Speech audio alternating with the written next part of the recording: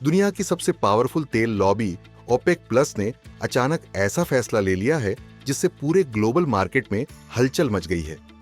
Crude oil की कीमतें ताश के पत्तों की तरह गिर सकती हैं और भारत को मिल सकता है अरबों डॉलर का फायदा। पेट्रोल डीजल सस्ता हो सकता है, महंगाई से बड़ी राहत मिल सकती है और ग्लोबल मार्केट्स नई ऊंचाइयों पर पहुंच सकते हैं। यह फैसला भारत की इकोनॉमी और आपकी जेब दोनों पर कैसे असर डालेगा, चलिए समझते हैं। दरअसल तेल उत्पादक देशों के समूह ओपेक प्लस ने एक बड़ा और चौंकाने वाला फैसला लिया है।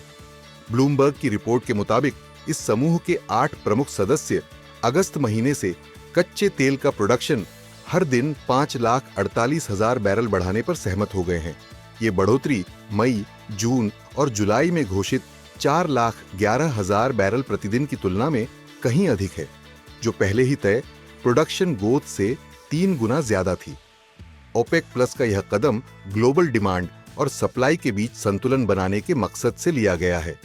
हाल ही में ईरान इजराइल वॉर जैसे जियोपॉलिटिकल टेंशन्स के बीच तेल की कीमतों में उछाल देखने को मिला था, लेकिन सप्लाई प्रभावित न होने के चलते कीमतें फिर से गिर गईं। अब ओपेक प्लस इस सिचुएशन का फायदा लाभ उठाते हुए गर्मियों की मजबूत मांग को कैश करना चाहता है। ओपेक के वियना स्थित सचिवालय ने कहा है कि यह फैसला स्थिर वैश्विक आर्थिक दृष्टिकोण और स्वस्थ बाजार फंडामेंटल्स के आधार पर लिया गया है। साथ ही 3 अगस्त को होने वाली अगली बैठक में सितंबर से सप्लाई को और बढ़ाकर 22 लाख बैरल प्रतिदिन तक ले जाने की योजना पर विचार किया जाएगा। अब आते हैं भारत और उसको होने वाले फायदे पर। देखिए, भारत अपनी कच्चे तेल की जरूरत का करीब 80% हिस्सा आयात करता है।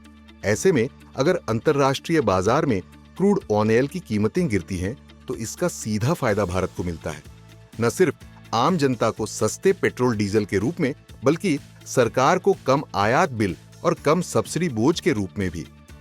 बोफा सिक्योरिटीज की एक रिपोर्ट के अनुसार अगर भारत द्वारा खरीदे गए हर बैरल तेल की कीमत में $10 की गिरावट आती है, तो देश को 1 लाख करोड़ रुपए की सालाना बचत हो सकती है।